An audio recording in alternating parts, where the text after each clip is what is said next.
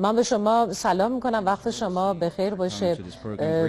شما کانادایی هستین، الان در این موقعیت چرا در مالزی به سر میبرین؟ من اینجا تدریس میکنم. من مطالعات اسلامی در مالزی تدریس میکنم، در مالزی هستم به این خاطر. بسیار خوب. خب تحولات منطقه رو حتما که دنبال میکنید و صحبت سید حسن نصرالله دبیرکل حزب الله لبنان رو هم که احتمالاً باید شنیده باشید. نظر شما چیه؟ ارزیابیتون چیه؟ چه تحلیلی دارید از صحبت‌ها؟ آیا طبق پیش بینیتون بود یا خیلی ممکنه که متفاوت با پیش بینی شما باشه؟ What is your assessment of Sayyid Hassan Nasrullah's remarks?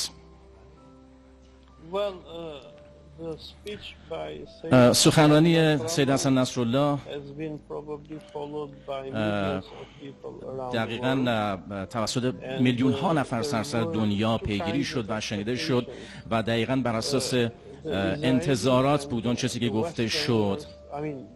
غربی ها و همینطور خود اسرائیلی ها حتی و به نوعی بهتر بگیم که استعمار غرب همه این سخنران رو پیگیری کردند و به نوعی با توجه به سابقه و سابقه که از سید حسن نصرالله سراغ دارن شاید انتظار داشتن که چون سخنرانی هم ازش بیان بشه و صحبتایی که میکنه قطعا تاثیرات خودش رو در سطح منطقه و جهان گذاشته و قطعا انتظار اینو نداشتن که مثلا بخوان بگن که یک جنگ تمام عیار و آشکار بخواد از امشب اتفاق بیفته توسط حزب الله علیه اسرائیل. اما با توجه به صحبت‌های خود سید حسن نصرالله عملاً این جنگ اتفاق افتاده به نوعی با توجه به حملاتی که در چند روز گذشته داشتیم و به هر حال خود حزب الله لبنان هم در چند وقت گذشته می‌بینیم که همواره حمایت خودش رو از مردم غزه و حماس به نوعی ارائه داده و همچنان می‌بینیم که حمایت حزب الله در واقع با توجه به حملات نیروی زمینی اسرائیل شاید یکم تقویت بشه و ما شاهد عملیات‌های تقویت شده بیشتری از سوی حزب الله و نیروهای حماس باشیم در آینده. به هر حال همونطور که میدونید که خود سید حسن نصرالله بر نفوذ خیلی خوبی روی گروه‌های لبنانی داره و قطعا اونها میتونن که جلوی حملات اسرائیل بایستن.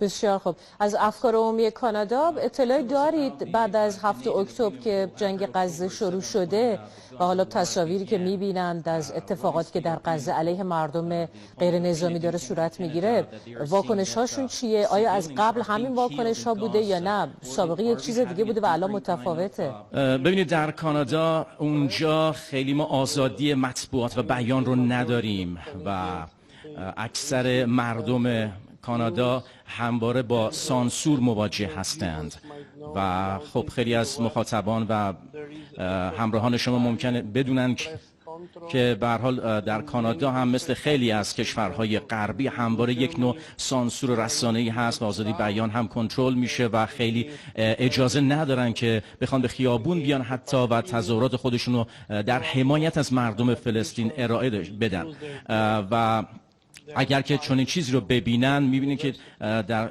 هفته گذشته هم همچین چیزی بوده که اونها شغلشون از دست میدن، اخراج میشن و در معرض بسیاری از مجازات اجتماعی قرار میگیرند و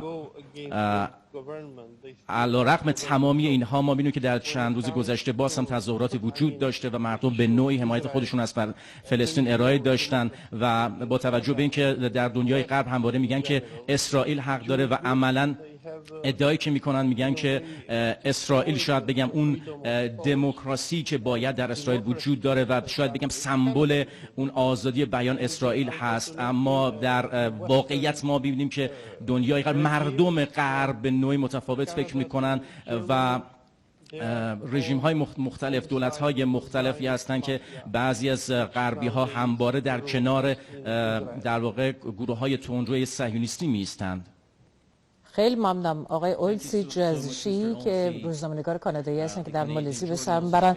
دقیقی تا 2 بامداد به وقت مالزی باقی مونده. من ممنونم از اینکه در این ساعت از بامداد مهمان ما شدیم و در این گفتگو شرکت کردیم.